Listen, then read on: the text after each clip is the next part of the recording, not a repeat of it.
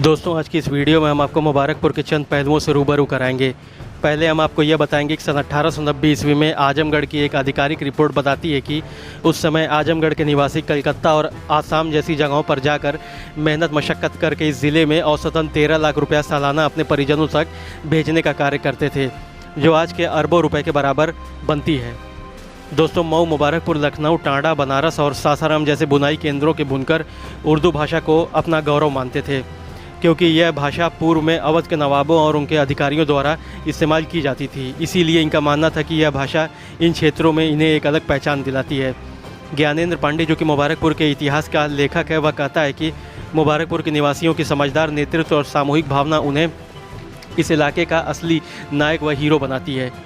ज्ञानेंद्र पांडे बताते हैं कि 1857 एक उल्लेखनीय वर्ष था, क्योंकि इस खतरनाक क्षण में जब पूरे उत्तर भारत में क्रम प्रगति को खतरा था, तब मुबारकपुर शांतिपूर्ण रहा।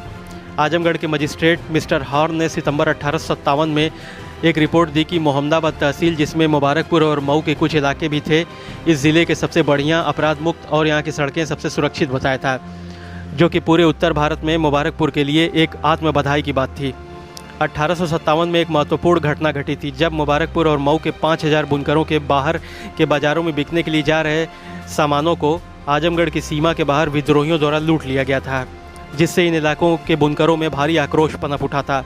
इतिहासकार ज्ञानेंद्र पांडे बताते हैं कि इसी गुस्से के कारण 1857 की विद्रोह के समय मुबारकपुर के बुनकरों और महाजनों ने यहाँ के शेख जमींदारों से आग्रह किया कि इस मारकाट के दौर में कोई भी अंग्रेज या विद्रोही मुबारकपुर की सीमाओं में प्रवेश न करे, नहीं तो मुबारकपुर के बुनकरों, महाजनों और साहूकारों को भारी नुकसान उठाना पड़ सकता है। चूँकि मुबारकपुर ऑलरेडी अंग्रेज़ों से मुक्त एक स्वतंत्र रियासत थी, इसी वजह से यहाँ के ज़मींदारों ने बुनकरों और महाजनों के आग्रह के बाद अपने हज़ारों बंदूकधारियों को मुबारकपुर की सीमाओं पर तैनात करवा दिया। इसी कारण ये इलाका बचा रहा। मुबारकपुर के बारे में एक और बात मशहूर है कि यहाँ के ज़मींदारों के पास इनकी हुकूमत के दौरान 1700 मस्केट राइफल बंदूकों का ज़खीरा हुआ करता था, जबकि उस वक्त हिंदुस्तान की सबसे बड़ी हैदराबाद रियासत के पास कुल 730 बंदूकें थीं। यहाँ तक कि तुर्की का ऑटोमन साम्राज्य, जो कि 55 लाख वर्ग किलोमीटर तक फैला हुआ था, इसके पास कुल 1300 बंदूकें हुआ करती थी। अब सवाल यह उठता है कि आखिर मुबारकपुर के शेख ज़मींदारों के पास इतनी बड़ी संख्या में बंदूकें कैसे आईं, जबकि भारत की बाकी की हज़ारों रियासतें बिना अंग्रेज़ों के परमिशन के बंदूक नहीं रख सकती थीं। तो ऐतिहासिक दृष्टि से इसका जवाब यह है कि मुबारकपुर रियासत अंग्रेज़ों के कंट्रोल से बाहर एक खुद मुख्तार रियासत थी। इसी वजह से यहाँ इतनी भारी संख्या में बंदूकें होने का इतिहास मिलता है।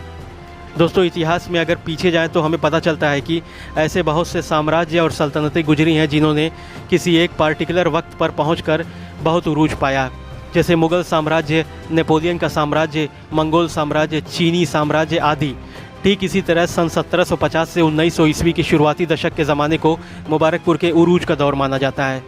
यह वह दौर था कि जब हिंदुस्तान की तमाम ताकतवर रियासतें अंग्रेज़ों के हाथों धीरे धीरे ज़ेर होना शुरू हो चुकी थीं। रियासतों के अंदरूनी मामलों में अंग्रेज़ों के दखल से तमाम रियासतें एकाएक करके कमज़ोर पड़ने लगी थीं। लेकिन इन सब के बरक्स उत्तर में मुबारकपुर एक मजबूत शक्ति के तौर पर तेज़ी से उभर रहा था। एक वक्त में मुबारकपुर के ज़मींदार इतने ताकतवर हो गए थे कि इन्होंने 50,000 से ऊपर मिलिशिया, बिना वर्दी के लोगों की फ़ौज खड़ी कर ली थी, जबकि हिंदुस्तान की सबसे बड़ी रियासत हैदराबाद रियासत के पास उस समय कुल 24,000 की फ़ौज थी। मुबारकपुर के ज़मींदारों की शक्ति का अंदाज़ा इस बात से भी लगाया जा सकता है कि जब सन 1764 ईस्वी में बक्सर के युद्ध में मुग़ल बादशाह शाह आलम सानी, अवध के नवाब शुजाउद्दौला तथा बिहार, बंगाल, उड़ीसा के नवाब मीर कासिम की कॉम्बाइंड सेनाएं अंग्रेज़ों से हार जाती हैं, तब अवध के नवाब शुजाउद्दौला को अपने बेशकीमती ख़जानों को अंग्रेज़ों से बचाने रखने के किसी एक ऐसे स्थान की तलाश थी जो अंग्रेज़ों की पहुंच से बाहर हो। तब उन्हें किसी ने यह सूचना दी कि मुबारकपुर अभी भी अंग्रेज़ों के आधिपत्य से बाहर एक आज़ाद रियासत है। इसके बाद यहाँ के ज़मींदारों की इजाज़त से और महाजन रिखाई साहू के प्रयास से मुबारकपुर में एक विशाल मंदिर का निर्माण कराया गया और नवाब के खजाने को हमेशा हमेशा के लिए उसमें दफन कर दिया गया। दोस्तों, पुराने वक्त में मुबारकपुर में सरदार का भी एक महत्वपूर्ण ओहदा हुआ करता था। पुराने वक्तों में जो बहुत ताकतवर या खुदमुख्तार रियासतें होती थीं, उनमें सरदार की उपाधि प्राप्त लोग भी होते थे। यह लोग आज के गवर्नर जनरल या चीफ मिनिस्टर की हैसियत रखते थे। इनका चयन रियासत का लोकल राजा करता था।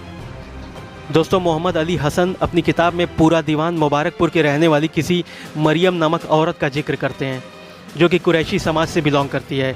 लेखक अपनी किताब में मरियम नामक इस औरत का जिक्र करते हुए बताते हैं कि यह महिला बाकी औरतों की तरह केवल अपने घरों तक सीमित नहीं थी, बल्कि यह एक लोकल नेता के तौर पर जानी जाती थी और इनके एक आवाज़ पर सैकड़ों आदमी इकट्ठे हो जाया करते थे।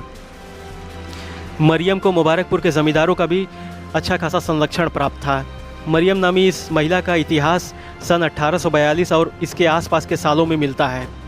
लेखक ज्ञानेंद्र पांडे इतिहासकार मोहम्मद अली हसन की उर्दू में लिखी किताब वाक़यात व हादसात कस्बा मुबारकपुर सन 1880 से 1888 को अंग्रेज़ी भाषा में ट्रांसलेट करके अपनी किताब में लिखते हैं कि कैसे सन 1750 ईस्वी के आसपास कुछ ताकतवर स्थानीय शेख ज़मींदारों द्वारा इस रियासत की नींव रखी गई और इसके प्रमुख सार्वजनिक समारोहों और रीति रिवाजों का आयोजन किया गया। लेखक कहता है कि यह है मुबारकपुर जो अपने ज़मींदारों के ज्ञान से पोषित और निर्मित है।